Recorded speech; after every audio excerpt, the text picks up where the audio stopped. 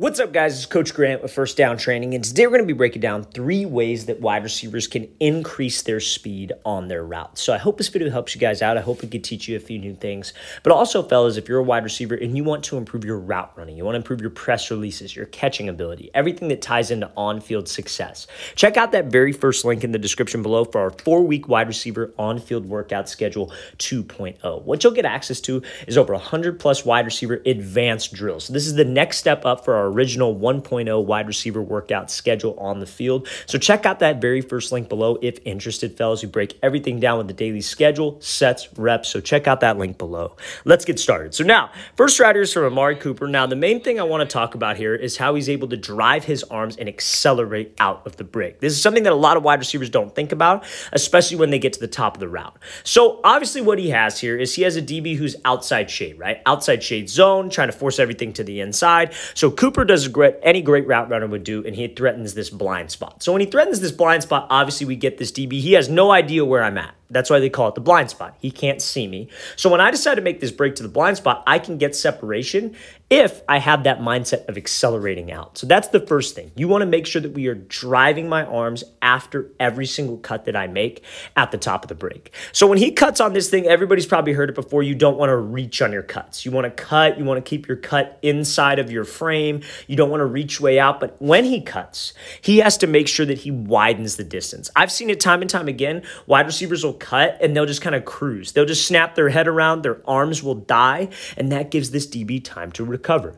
Guys, I can't tell you enough, DBs work on their recovery speed. They work on what happens when maybe they get beat and how they could get back on track. Because a big thing about playing the DB position is being able to finish the play. So we can't allow them to finish the play. That's the mindset that wide receivers have to have. If you guys can do everything right, all 3 phases of the route, you could sell the route, you could create separation at the break, and you can keep separation by accelerating, you will be open. That's a fact. It's not about what the DB does right. It's about what we do wrong as a wide receiver that can make the DB look good. That's how you guys have to approach this thing. So you see Cooper, the amount of speed that he has out of this break. He is ripping those arms, he's pumping those arms, and he's using his arms to accelerate him out. Now, I know you could say, oh, well, this is just kind of like a deep crossing concept. Like, yeah, he has to run fast. Well, there are a lot of wide receivers that do not do this, even on the routes where they have to run fast. There are guys that will run a 10-yard out, and they break, and let's say the quarterback's over here, and he's putting it on a line. They'll go to that break point, they'll cut, and they snap their head around, but their arms die. Out of every single speed cut, out of every single cut where you have to snap down and drop your hips, your arms need to drive. I'm not saying beat the drum. I'm not saying have your arms go dead. Let's keep my arms natural and run almost like you're running a 40-yard dash. Let's play this thing again, full speed one more time. So first thing to get you more speed out of your routes is after you make that cut, fellas, you have to rip those arms and accelerate. Don't let the arms die, and do not reach with the cut to let the feet die. Okay, so now, how can you guys improve your speed off the line? How can you guys get more separation after you've done like a press release by using your speed? And that's by keeping your head down. This is what a lot, and again, I know this seems like it's pretty simple advice, but yeah, I want to keep my head down. That's pretty basic, some of you might be thinking. But a lot of wide receivers don't do it because they're so anxious to find the ball. They're so worried about catching the ball. And yes, you want to be worried about catching the ball, but you got to get open first. So let's play this full speed. So this wide receiver showcase is a great example of how keeping your head down can get you that extra step on the DB. So this release, I mean, this is a good release. Don't get me wrong. Like, this is a very, very explosive release. But when he comes off of this thing, he takes a pretty wide angle. When you guys work a release and you attack a DB's leverage inside, you want to try to go hip to hip with him. You work a move inside, I want to go straight there. Like, so I could actually get to that restack position. But this wide receiver kind of takes a wide angle, but he's still able to restack. He's still able to get over the top. Why do you think that? Because he didn't look back for the ball right away. I've seen wide receivers, they'll be at midfield and they'll be running a fade, like a deep fade, like 4 verts. And they'll get it against man coverage. They'll work a release. And as soon as they get outside off the release, they'll start looking back for the ball. Fellas, when you, especially in pads, in t-shirt and shorts, it's one thing. But in pads, when you turn your head and you look and your pad level stands straight up in the air, you're going to be running slower. There's a reason why they don't have people in football run super high. I'm probably sure a lot of you have been told to run low, get your pad level down so you don't run with your chest up in the air. Because one, you're slow and you're going to get hawked down from behind if you have the ball. But 2, you're just slower. You're just flat out slower. So in this situation, to get more speed off of the ball, let's keep my head down. If I keep my head down and I pump my arms, I guarantee you this DB is playing a guessing game and he is playing backwards. Playing the DB position is extremely extremely tough. But you keep your head down and you get to the spot the QB is going to throw you to, that is how we can win, fellas. I tell quarterbacks this all the time.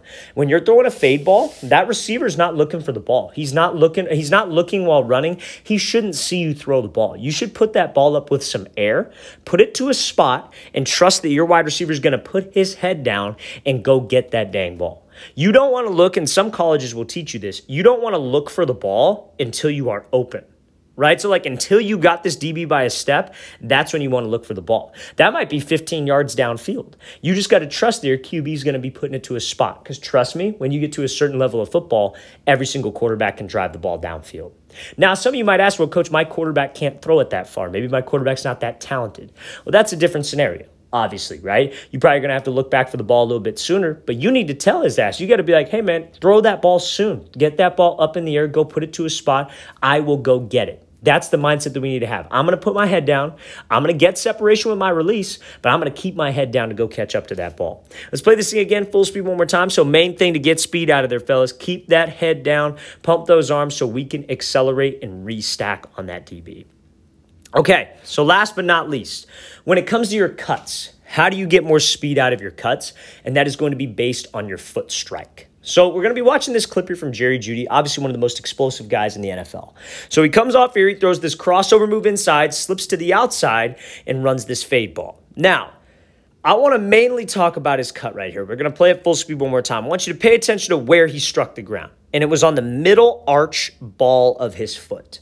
So a lot of times wide receivers, when they cut, they try to over-exaggerate. They'll reach, like instead of cutting here where Jeudy cuts, they try to cut maybe like a half a yard ahead of that. And this foot gets outside of their frame, right? By frame, I mean like your shoulders. This cut is pretty much kind of inside the frame of Jerry Jeudy. Maybe a little bit wider, but still.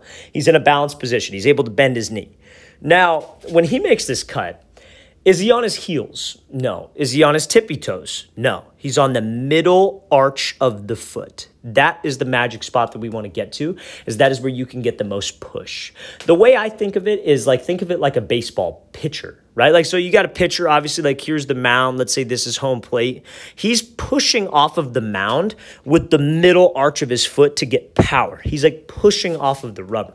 So you want to think of your cuts like that, because when you make this cut, you don't want to cut and just stop. You want to be able to cut and push and get some explosion. So when he makes this cut, if you're on your heels, fellas, and you strike the ground, and let's say you're on your heels because you reached, all your energy is going to pop up. You're going to start to lean backwards, and we know based on that clip that we showed where you want to keep your head down, if you look back or you stand up, you're slower. Now, the other thing that guys will have is they'll end up like drifting on their cuts, because when they make this cut, maybe they step too underneath their frame, or maybe they're just leaning too far forward, but they'll strike the ground on their tippy toes. Now, when you have a lot of speed going into a break and you strike on your tippy toes, you are going to fall over. Or you are going to make a cut and then drift off of it because you're leaning too far forward. You're off balance. So where you want to be is you want to be the middle arch of your foot. You want to keep a good pad level. You want to keep a good stride and shoot that foot in the ground, striking on that middle arch. Now, I don't need your knee to cave in like this, like Jeudy does. A lot of people critique him for this. All those, I forget what it's called. There's like a thing that there's like a thing that people talk about with like your knee. I'm sure some of you can help me out in the comments of what it's called. But a lot of people critique him for having his knee cave inward like this. I don't need that. I think that, if you're trying to get to that specific point, it's not natural for you. I think that, it's a good way to kind of hurt yourself. I personally don't like it when my wide receivers' knees cave in like this. But sometimes when you're making a cut, it just kind of naturally happens. The thing that you want to worry about is you don't want your ankle facing the grass. And you see how Jeudy has it facing the grass a little bit, but not quite. It's just that's just what I'm talking about with that. That's kind of besides the point of what we're talking about. We just want to make sure that we are striking on the middle arch of the foot so I could push. I get that explosion. I get that push. I have that balance. That's where my power comes from. Think of it like a baseball pitcher pitching off of a mound. Let's watch it again, full speed one more time. Great job by Jeudy throwing that cut, being explosive, being able to generate speed simply on his foot strike. Your foot strike matters. The detail matters. Anytime that you guys are doing drill work, anytime that you guys are doing work in the gym like lunges, for example, we want to try to always be on that middle arch. All right, fellas, really want to thank you for watching. Really appreciate it. If you guys have any questions at all, don't hesitate to leave those in the comment section below. Always appreciate the feedback. It's always great to hear from you guys as usual. And again, fellas, if you would like a 4-week on-field workout schedule 2.0, some of the more advanced wide receiver field workouts that we offer, check out that very first link in the description below. I'll see you guys next time.